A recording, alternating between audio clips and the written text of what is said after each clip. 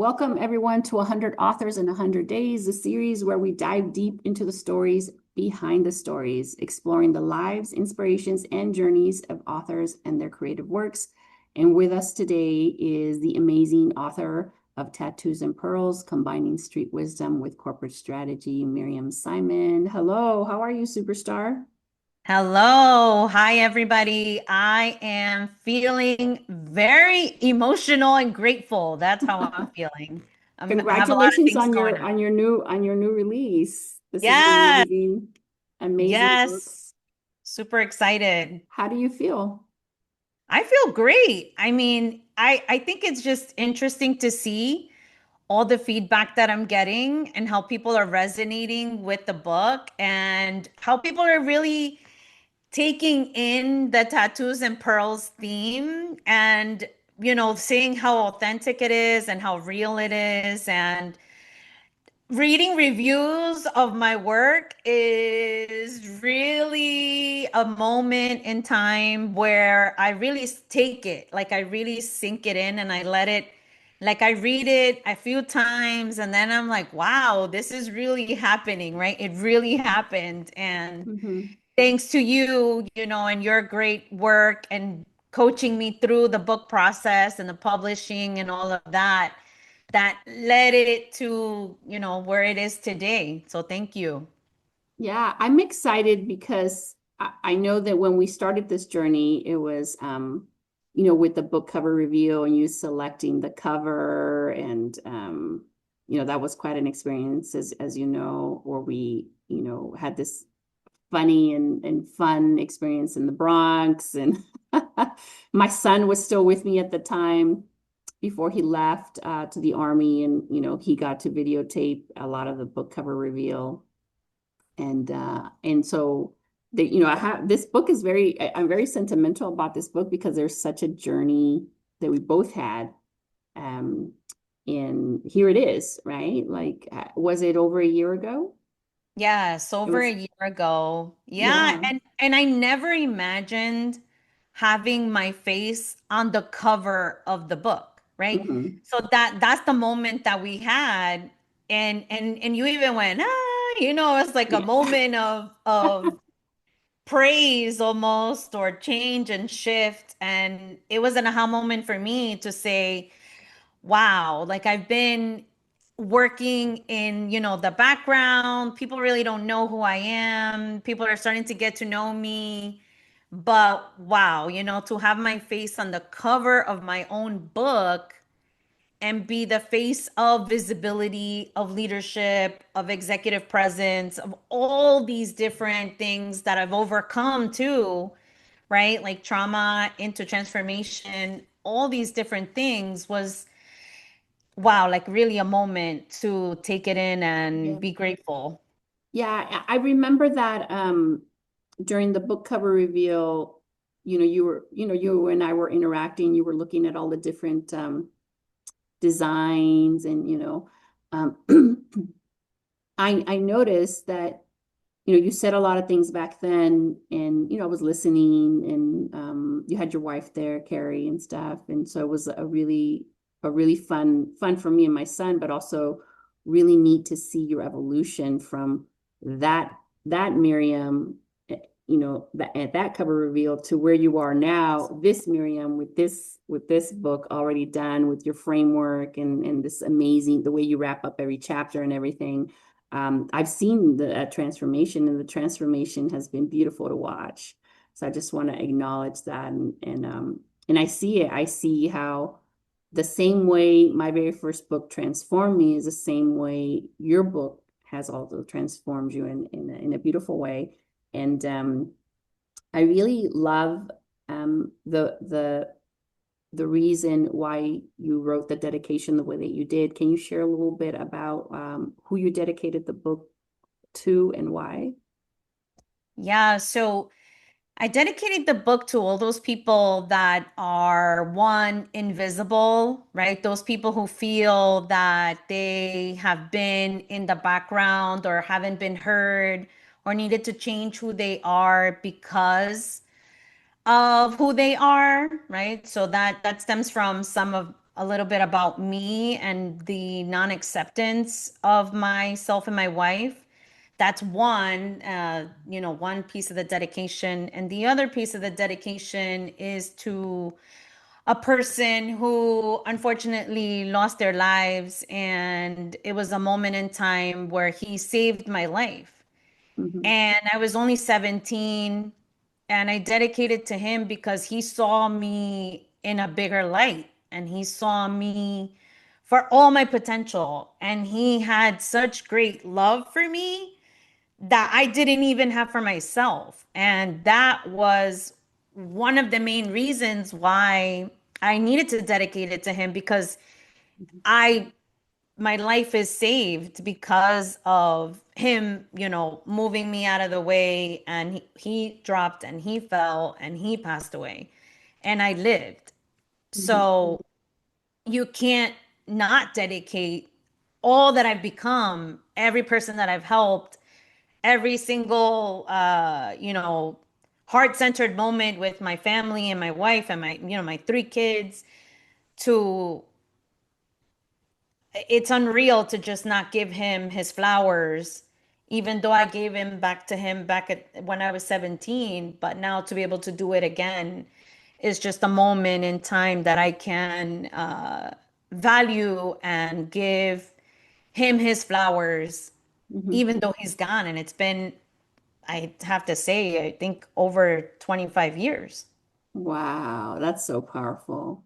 Yeah, I loved getting to know the stories that you shared in the book, and this one particular story about him, um, because it allowed me into a window of your life that I was wow, and I don't know how you felt. I mean, we've shared a little bit, right? Obviously, because we've been working together for the last year or so.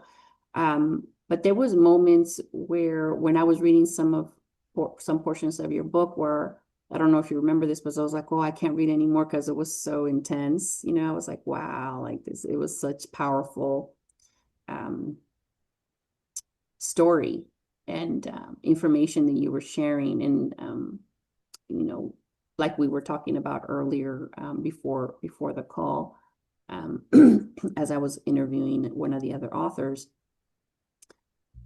there is transmission that happens when a writer writes something or decides to write a particular story to share with the world. There's like this energy transmission that happens. And I know for some people they're like, oh yeah, whatever, Adriana. But if you know Wayne Dyer and you ever read any of his stuff, he used to say, sometimes you don't even need to read a book. You just need to carry the book in your bag or in your purse, and there's like a transmission between the reader and the writer. And I do believe that. I believe that. So, anyways, I do appreciate a lot of the stories. And then finally, of course, when you finish the book, and then I went through the final read. Um, I was like, wow, these are really powerful stories that are going to, number one, move people to take action if they haven't already. And then number two, to have them reflect on the importance of, living full out in life. Because, for me, that story that you shared about how he basically saved your life, it was like life was giving you a second chance. Hmm. Yeah, And you for have, sure. yeah, and you have been living full out with everything that you've accomplished and the things that you've done with your life. So um and you've heard me say this, like I admire everything that you've done because of where you've come from, Yeah. basically against all odds. Can you share a little bit about there's this one story in your book about um, your mom and I think it was your grandmother and how they were going to work in a factory like sewing and stuff like that, and then the guy just disappears and like doesn't pay them. Can you share about that, because that story really moved me, but I want the audience to hear about why that story is important within our community. Yeah, no, and that's super important because our parents' stories aren't being told, right? Hmm. Hmm. Our mothers and grandmothers paid the price for a lot of what we're able to take advantage of today. Yeah. And that story was really important because as a kid, right, you're trying to navigate your world as a kid. But in reality, you're helping your parents and your grandparents because you come from, they come from Mexico. I came from Mexico too. And now we're in this new place where they're trying to make a living. They're hard workers. They're dedicated to their families and, to their jobs. And unfortunately, that was the only thing they knew how to do, was to work in the factory sewing. And then out of nowhere, right, the factory closes down. They have no way of getting paid. They just show up one day thinking they're coming into work, Hmm. and the factory is no longer there. There's nobody there. And so you Was that think your about, grandmother? Was it your yeah, grandmother? it was both. Like it happened multiple times. It wasn't Mm-hmm. like just one time. It happened to my mother, it happened to my grandmother. Mm-hmm. And so we would go there and just stand outside the factory because like, let's say it was in the summer and I didn't have school. So I was always with them. They're not going to leave us home alone. Yeah. So I would go with them to the factory. I can picture it myself right now. Like it's interesting because the factory was on the right side and the church was on the left side. And we would just stand right outside the fence, and with all the women that were there that were supposed to go to work that day, and they're like, oh my god, he didn't even give us our check, right? We didn't even get our payment for the work that we did last week. So now what are we going to do, and how are we going to get paid? And so all we would do was go back home, and then we would figure out a way to go to the unemployment office, and we would walk there 15, 20 minutes away, walk 10, 15 blocks from home, and go to the unemployment office. And, I'd be their translator because they didn't understand or speak English. So I was a kid. I mean, had to be under 10 years old, Mhm. helping them navigate that space and just feeling embarrassed and ashamed that, their hard work wasn't valued and they were not respected, and they unfortunately, were victimized and exploited. And Yeah. that's what happens. And unfortunately, till this day, they never got paid for their hours of work, which is truly sad. And that's why it's important for me now to help people understand the value of their work, because it still can happen in corporate America, where we are undervalued or not paid what we're worth. And Yeah. women need to be able to stand up for that. And I think my grandma and my mom at a very young age showed me that, hey, you need to go and stand up and ask for what you need. My grandmother was especially like that. She was like, no, we're going to wait here and see if he comes, like, see if they're here. The And we're going to go to the, exploitation. Yeah, they were being yeah, exploited. And it's our mothers and our grandmothers that are exploited by, especially here in the United States, because what were they gonna do? You know, right. they Yeah, were immigrants. they had no other means of getting another job, and Uh-huh. it wasn't like they were driving, right? They had to be close to home and they had to work within the same town. It's not like me now that I can go drive my car 6 minutes and commute into the city, right, by two trains. That wasn't their experience. That's mine now, thankfully, because of everything they've taught me, but it wasn't their reality at the moment. Yeah. And I don't know about you, but at least the books that I've read and that I've got my hands on, there's not a lot of that conversation going on, like the exploitation of our mothers. I mean, I remember my dad being exploited and my dad being talked down upon, like by the cashier at the thrifty store because he didn't speak English, and but even more so our mothers, and our grandmothers, and so we are the daughters of those invisible women. And so I think that just gives me chills saying it, because we are the voice of the women who never had a voice. And we're the ones who, when I was in the corporate world and, you're still in the corporate world, who had the executive level positions, um, and who were still exploited and who were still asked to do more with less. And I remember the first time I learned that I was making far less than my white male counterparts. I couldn't believe the difference. And this isn't even me. There's data backing it, as you know, with the Hmm. lean in white paper. I think it was a McKinsey report. saying how Latinas are basically, you know, 30 cents to the dollar or something criminal like that. Yeah. But even Yeah. more so evident, I was sharing some of the stats with one of the writers who's from Afghanistan, and was like almost whining, can you believe it, the statistics? And then she says, look at us, we're not even on the report. And then it hit me. I was like, she's not, they're not even on the report. Here I am. At least we're on the report, right? We're the lowest paid and all of this in terms of for corporate corporate positions and things like that. And what is your take on that? Yeah, well, for me, that's one of my reasons for becoming a coach was the fact that I want to be the person. I actually just wrote a spoken word that you could watch the video. I Mhm. just uploaded right before our call Oh, about being the exception, and now we're going to be the expectation. mhm, Like that's where we have to go. That's where we're headed, right? We were the exception. You only have a couple, one or two, right? And then what I was thinking is I would go to the data, to the summits and see the data and say, wait, no wonder people look at me, with three heads because I'm the exception here. And then I mhm, kept thinking to myself, like, oh, wait, I'm their opportunity. I can show them, I can guide them. I have tools, strategies, my corporate savviness, right? My boardroom acumen, like all the business stuff that mhm, I've learned.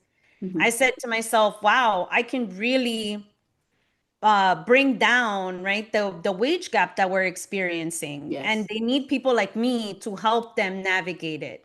And absolutely. so that's part of what I've been doing, and that's why I am part of Latinas 100 and lean in, Latinas, because these are the organizations that are helping the women go ahead to find their way and navigate those challenges that unfortunately we do face. And it's a reality. You do need to work twice as hard for Mhm, the same thing. And if somebody doesn't see you and you don't have the executive sponsorship, it really is difficult to break through and continue on. And so I've had those mentors and I've had the executive sponsors. And when I lost my executive sponsor, I felt lost. But mhm, that's actually where I found myself. And that's actually where I said, you know what, Miriam, they moved out of the way so that you could become that executive sponsor mhm. and you could become that person for others. And For that's others, yeah. that's where I'm at now. Yeah. Mhm. Yeah, I love it. I love it. We do need more Latina coaches because there's just not enough of us, guiding the newer generation. And, I can tell you right now, if someone would have told me that I actually had negotiating power when I went into the corporate world, uh, I just didn't see my power. I didn't see that I was the smartest person in the room because I know two languages. I didn't see it because see, society had been telling me as it often does with the movies and how we are portrayed as Latinos in the United States, um, that I had negotiating power. But I learned that when I was already in my 30s in the John Maxwell coaching program, because I know you were trained by the Hudson Institute. But Hmm. I was like, yeah, I have so much power. And I never realized that until I got a coach to like make that visible for me. And at that moment, I was like, wow, the coaching thing is powerful. And also, as you know, as Latinas, we didn't grow up, at least I did it, and based on what I read in your book and the conversations we've had, we didn't grow up sitting at the dinner table talking about how, once you break in through the corporate world, you're going to get a coach. Like we didn't like, Right. Right. Those yeah. things are not talked about and it's not accessible to our people. So a lot of people don't even know what it is or what Yeah. Or that benefits that's even you can something gain. that people do. Yeah, Yeah. I remember exactly. I was working at Sprint many, many years ago, and my boss, the vice president, I was on the call with him, and then he said, "Oh, I have to get off the call because I have to get off the call because I have a call with my coach." And I was like, "Your tennis coach, your golf coach, or no, my personal development coach?" And I was like, and then I thought that was the coolest thing. I was like, he has a coach? And I was like, oh, how much does that cost? And then he's like, he said something because he was like, oh, Adriana, you're always pinching pennies or something like that. He used to say stuff like that because I used to when we would do dinner like business dinners and things like that, I would always calculate the tip in my calculator. And he's like, just always tip $100. And I'm like, but that's not the, and I learned so much from that man. But anyways, he would say that he'd have to go talk to his coach. He said, no, the company pays for it. And I was like, the company pays for it? So I started learning about this coaching world because I had him kind of guide me and show me. But if I hadn't had access to him, I wouldn't have known this coaching world, and I wouldn't have known just how important it is in people's lives. And so that's another thing that I really love about your book, Miriam, is that in this book, at the end of every chapter, you have a framework, and then you coach people through, your own particular framework, which is Ink and Pearls, which I love. And let me just read some of the things. So your Ink framework, it's INK, Instinct, Navigation, Killer Mindset. And then you go into the Pearl strategy. So if anybody reads this book, you're going to get some really cool nuggets on, strategy. And what you do really well in this book is you write these really amazing true stories of things that you've experienced. And then bring it, kind of close every chapter with these strategies that can help, the young executive, the young talented woman, man coming up in the corporate world with tools and equip them with the tools that they need to navigate the corporate world. And for me, that one boss that I had really helped me see. And although he wasn't like my sponsor, he was someone that I would listen to, and that opened the world to coaching possibilities for me. And then it wasn't until years later that I got into the coaching program with John Maxwell. But that program changed my life. So how was it when you did your coaching with Hudson, and how much of those techniques do you incorporate in this book? Yeah, so coaching was transformational for me because, like you mentioned, I was a totally different person when we started the book process to where we are today. And it's so interesting that everything that I did was at the same time, right? We were writing the book, and I was also going through my coaching certification, and I was transitioning into this whole new world. Mhm. And so coaching is everything. It's all ingrained in everything in how I work and how I function, who I talk to. It's a very intentional way of leadership for me because I understood and saw the value right away. I mean, the person that was my executive sponsor was actually a coach. And Oh, she transformed me just by saying, hey, just be you, and using those techniques in the workplace, uh-huh. right? So it's something that I do all the time with the people that I work with, my team, the professional development programs that I create, especially now in the book, to be able to share every single, coaching method would be impossible to add into the book. But that's why we have these one-on-one sessions or workshops that I can create in order to go ahead and use them throughout, our sessions. And being able to have the ink and pearls framework, I was just thinking, like, what are the things that have made me super successful, and what is it about me that is so different? And so I was thinking to myself, like, what I do is I use my instinct, right? Like, you always have to listen to that inner calling. And I share deep stories of vulnerability with my kids, and even stories I've had in the workplace, right? Because you say to yourself, there's so many times that I didn't listen to myself, where those red flags were coming up, and you knew you shouldn't have, you Yeah. knew you should have listened to that red flag, but you didn't listen to it, right? And so that's what I want people to start to say, you know what? You do need to listen to it. And I learned the hard way a few things, but we don't need to do it. We don't need to DIY anymore, right? The do it yourself is a thing of the past.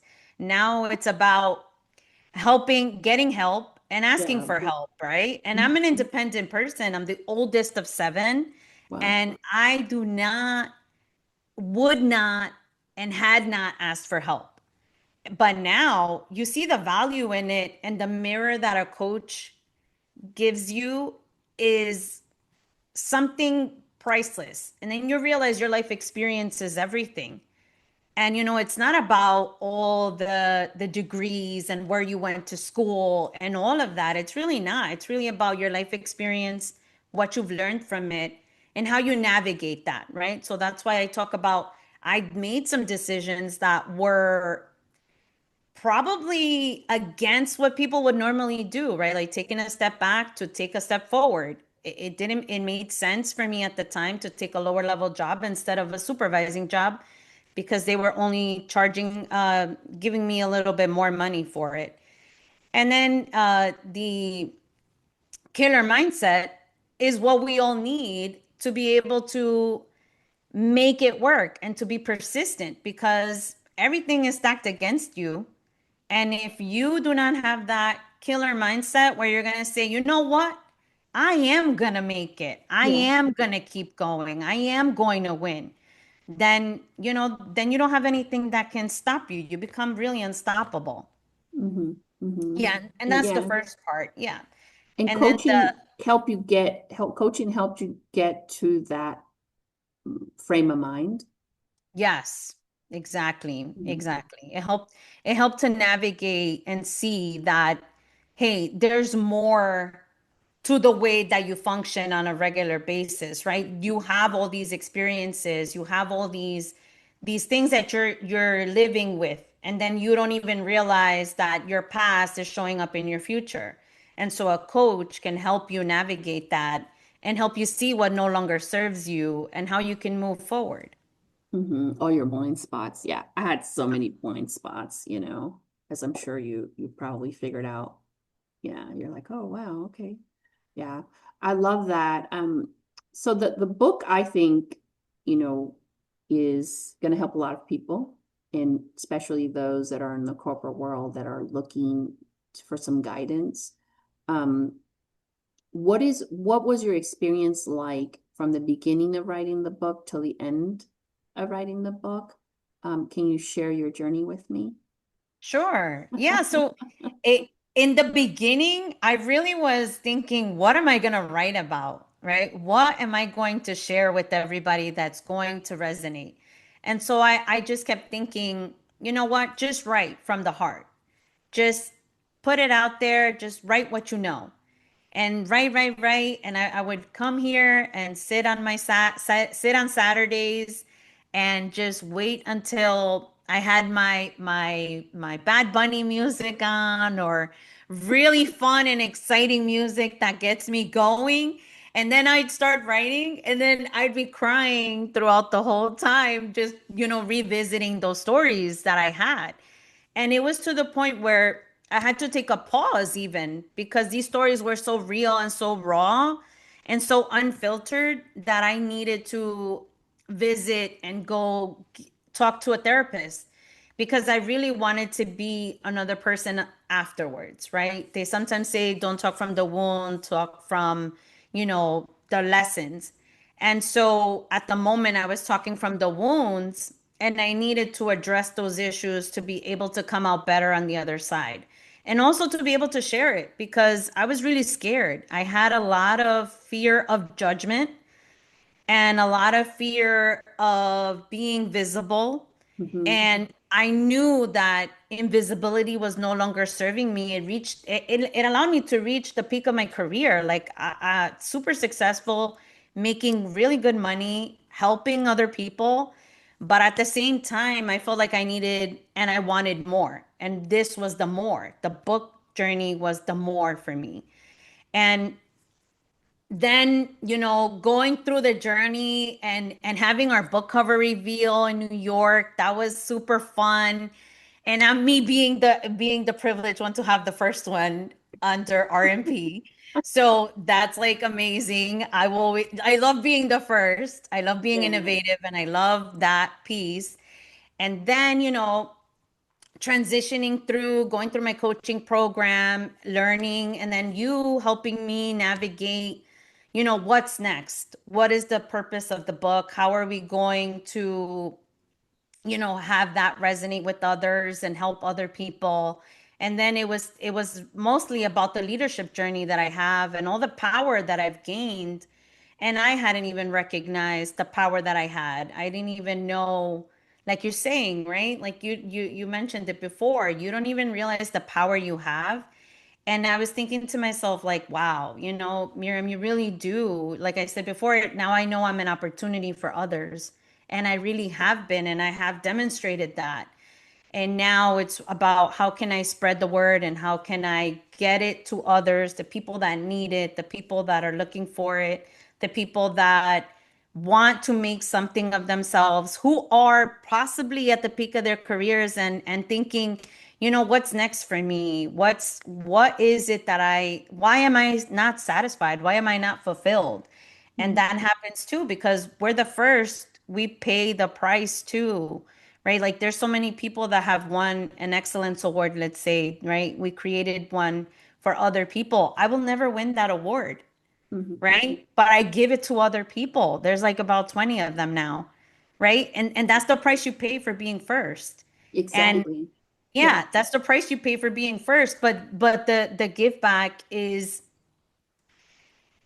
in all the stories and all the people and all Yeah. like the domino effect that comes after that, I can't even see it.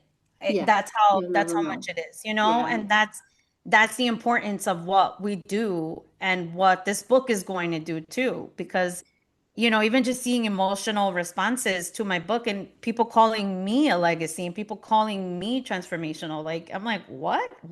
Yeah. Yeah, Yeah. It's beautiful. the cycle break has happened already. And I talk about the gate breaker, right? Like how are we creating opportunities now for others? What are we going to do that's different? How are we going to change the narrative? And this changes the narrative. Absolutely. I love that everything you just said, because there's so many gold nuggets and the wisdom that comes with that. And this idea that we have to get on the bandwagon as far as planting trees that we will never, planting trees that will have shade that you will never enjoy. I think that's kind of like the expression, right? Planting trees that you will never sit under. Mm-hmm. And that's true because right now you said you're never going to get that award because you're the one giving that award. And I know I'll never have a book cover reveal. I'll never have a book launch or anything like that because when I was writing books many, many years ago, nobody was doing it. And, I was writing books and I figured out a way to, navigate through the publishing world. And I'm self-taught, as you know, I teach myself from piano to guitar. Like I just learn. I've always been a learner because I had to because of how I grew up and my personal story. But I I remember when I was like I'm gonna create a company that has all the things that's fun that I never got because I remember when I finished my first manuscript, the book Corporate Code, which you read, I think, right? I was just in my office and I started crying when I knew I was done. And then I uploaded and I distributed and everything. And there was no book launch. There was no cover. There was nada. There was no award.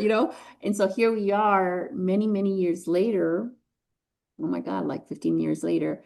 And I'm able to see you and all the other authors. And I'm like, oh, wow, this is amazing.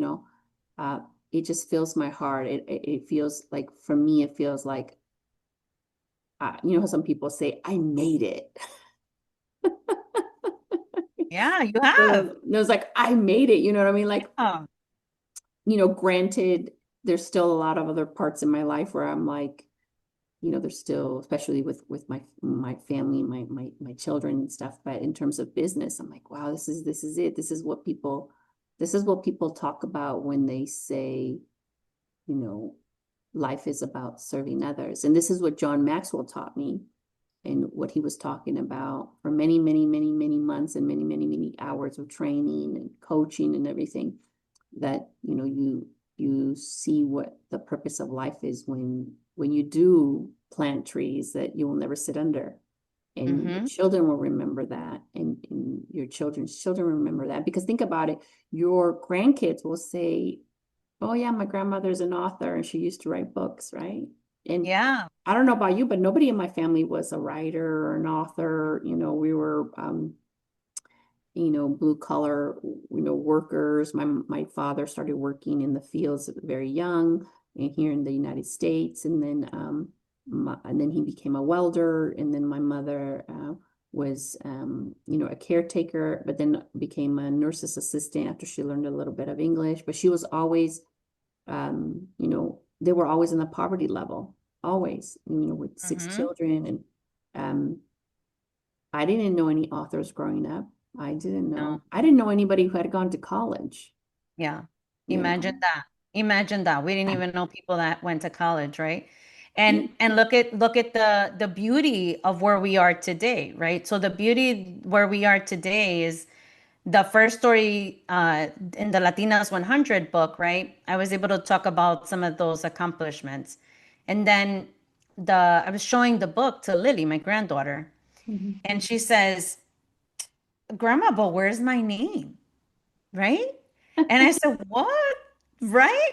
Yeah. And I was thinking, oh my goodness. And then thankfully, it was while we were still writing Tattoos and Pearls. So when I write about my grandmother and my experience with her, I wrote about my granddaughter because it's very similar to the heartfelt love that I had with my grandma. And then the other day, she goes, "Grandma, please show me, read it to me. I want to see where my name is in your book."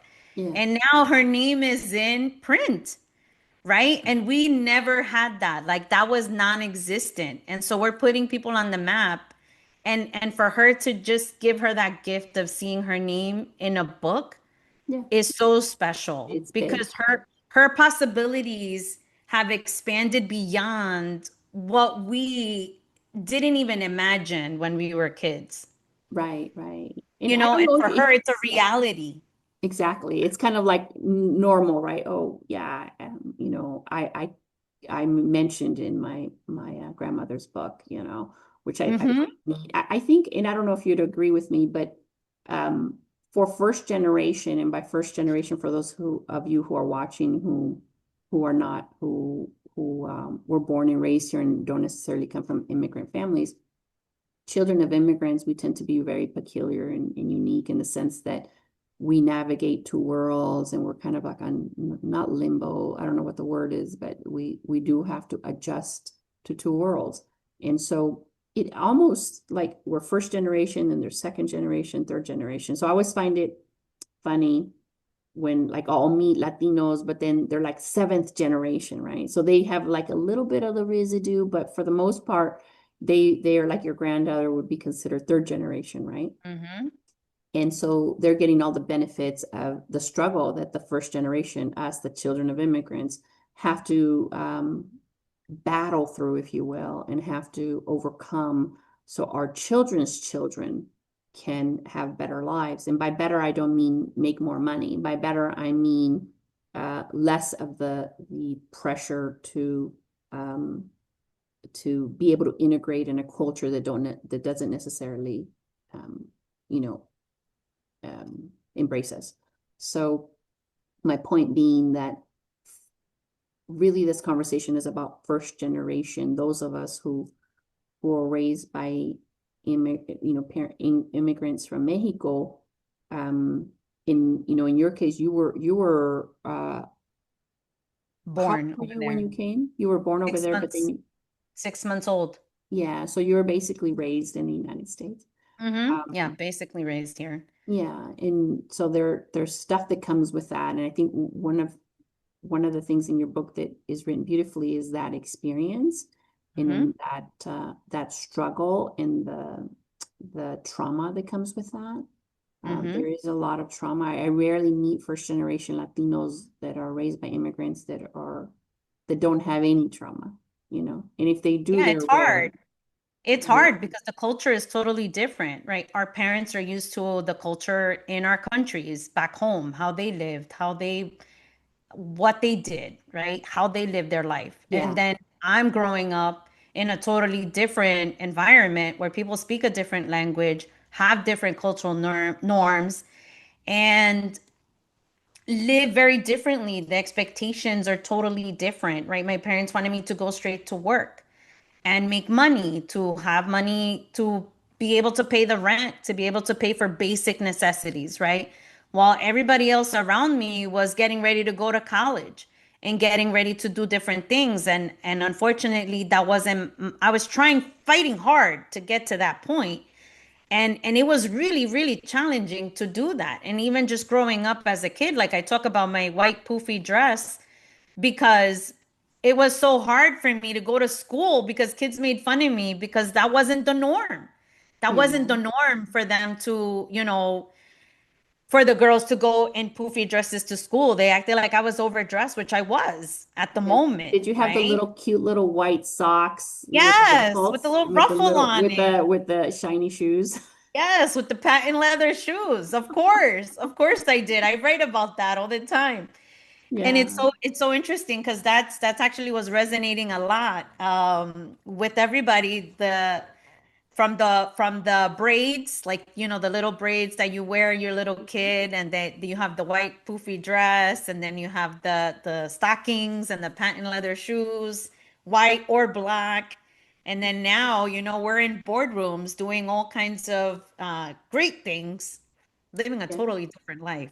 But it was hard, very hard to navigate both worlds, the culture that I was living in, the environment I was in, which didn't look like me at all, and then the home life that I had, which was even harder for them. Imagine they left their home, all they knew, to come live in a new place for a better tomorrow. It's Yeah. hard. And but you still, you know what I mean? Look at everything you accomplished and you still navigated through all of those things. And this is what makes you an amazing coach because you've done that, been there. And Mhm. so you bring more to the table as a coach. So that's one thing uh that I love about my coaches, because I've had several different coaches, not just for personal development, but like a marketing coach and a speakers coach and a money coach. And so I've had them all. And they were good because they had been there, done that, and they had experienced those things. Um, I remember one of the coaches in the John Maxwell coaching program, he used to bring a lot of other coaches to come train us. And we had Nick, who's the Christian speaker who doesn't have the arms and the legs. I can't Mhm. say his last Mhm. name, but anyways, so he came and he gave us some time where he was coaching us through some things. And I had a huge breakthrough with him. What he taught me was that I was thinking too small. I Mhm. was asking all the wrong questions. And I remember a moment where, I was like, at the time I was in the corporate world making great money. And then, I was like, and I'm just not being promoted. I was whining. So I'm not getting promoted and da da da da da. And, my colleague, I saw his paycheck. He's making 60 grand more than me. And then he's like, oh, you're asking all. And it's like, why not ask how you can help the world and change the world? Why do and he started like giving me all these questions, Mhm. and it just opened this. I mean, I was never the same. I walked out of that room. There was only like 30 of us in that room. And I walked out of that room a completely different person because I realized that I was thinking too small. And so for anybody who's watching, like that's the level of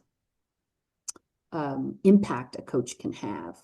That a coach, when they've been there, done that, and if you know Nick's story, I mean, he's like an incredible human being.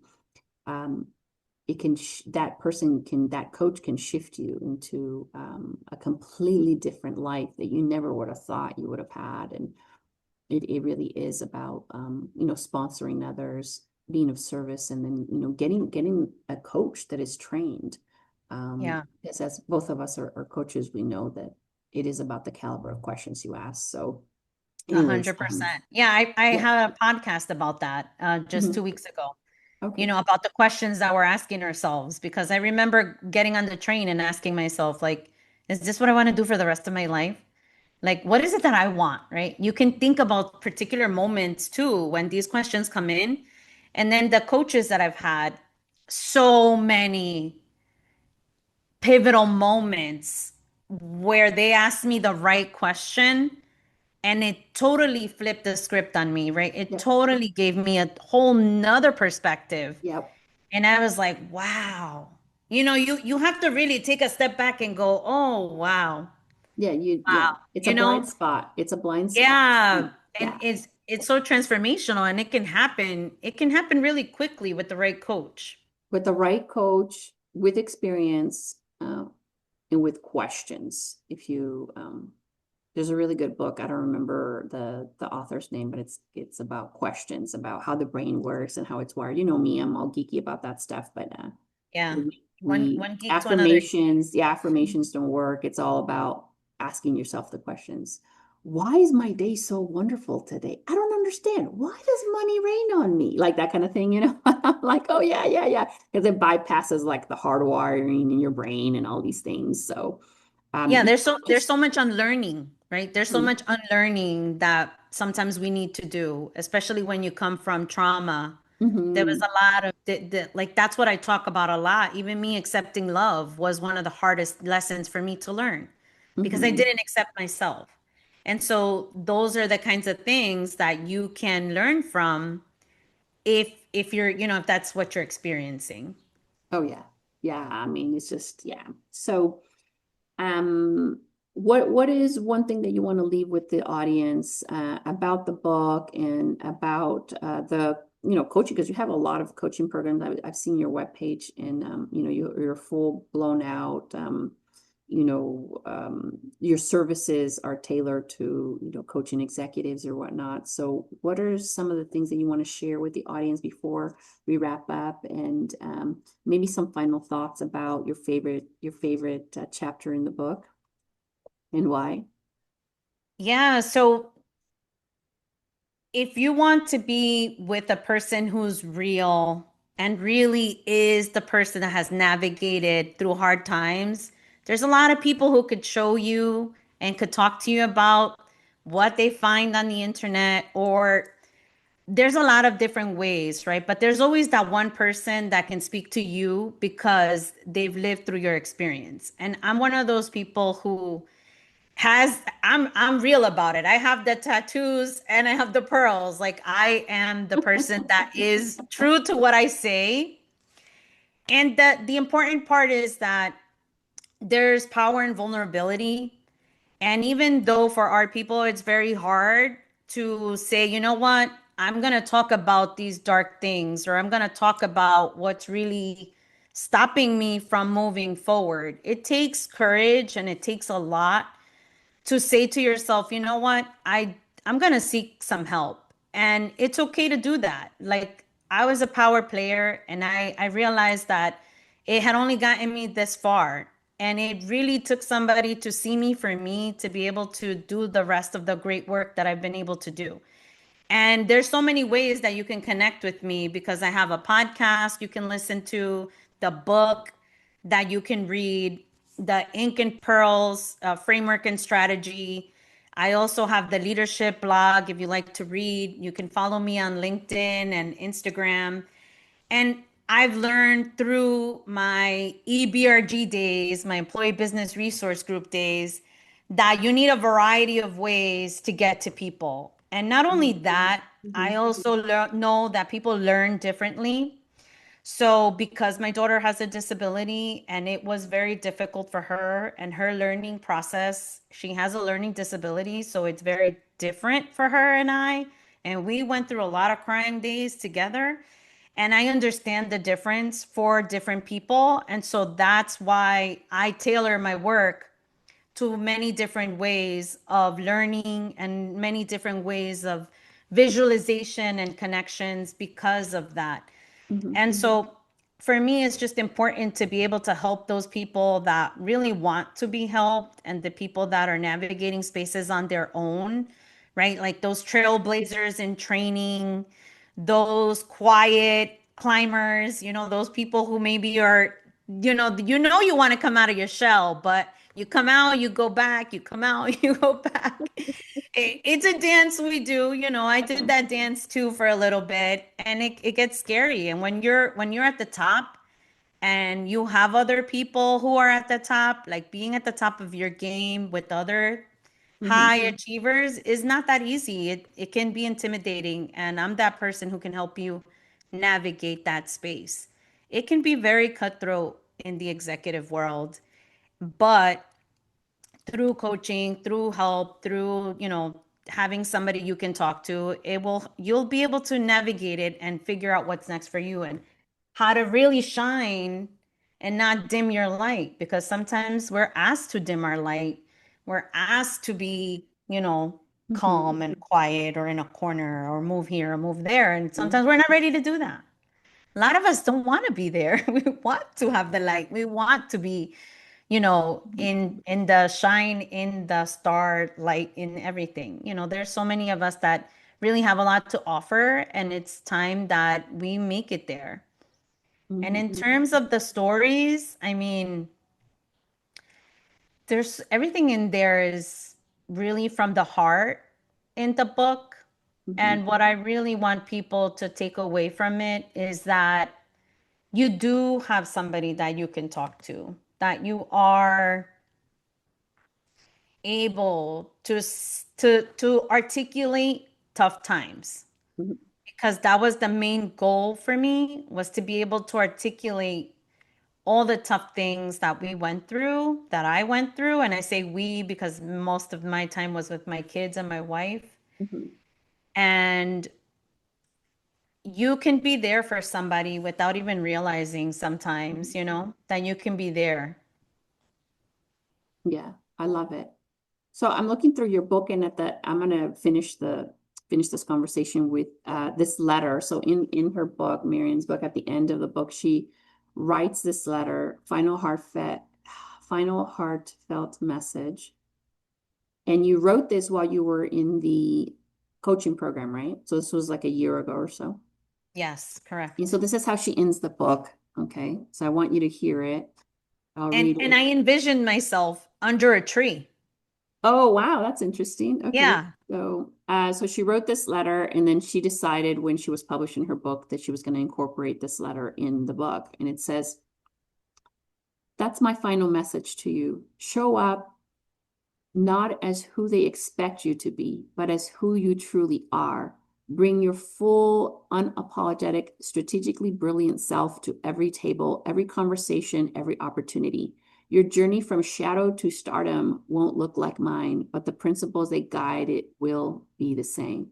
Trust your instinct, navigate them with intention, maintain a killer mindset. Position yourself strategically, exec execute with excellence, adapt when necessary, build resilience, leverage every connection, claim your sovereignty. Your brokenness was never meant to break you permanently. It was meant to break you open, to reveal the strength, wisdom, and power that were there all along, waiting for the moment when you're ready to claim them. That moment is now. From red bricks to black ink, from scarcity to abundance, from invisibility to influence. This is more than my story. It's a blueprint for yours. Go make it extraordinary with boundless faith in you, Miriam." Oh, I love it. So that's amazing. Well, I want to thank you, Miriam, for taking the time to connect with me this morning, and for writing an incredible book, and for deciding to shine your light unapologetically, and um and just for sharing who you are with the world. I follow you in the podcast that you're doing, which I really enjoy, because those are really like off the cuff. You know me, I like off the cuff all the time too. And you share some great wisdom. The link will be below if you want to watch the podcast, and people know where to find you. All the information is below. And I just appreciate you. I think it's been so much fun getting to know you. I love our stories in the Bronx, and that we have to go back to that restaurant in Spanish Harlem called the Blue it was called the Blue something. It was that Mexican Mhm. restaurant. We've got to go back Yeah. there. But it's just been so fun. And I'm really proud of you that you finished this beauty. It's amazing. I know it will continue to do great. And you are planting so many trees for so many people. And I encourage anybody watching who is synchronized with us today to check out her webpage, to check out her coaching programs, and to definitely invite her to come speak at your company or on your stages. So thank you so much, Miriam. I'll talk to you later. Thank you.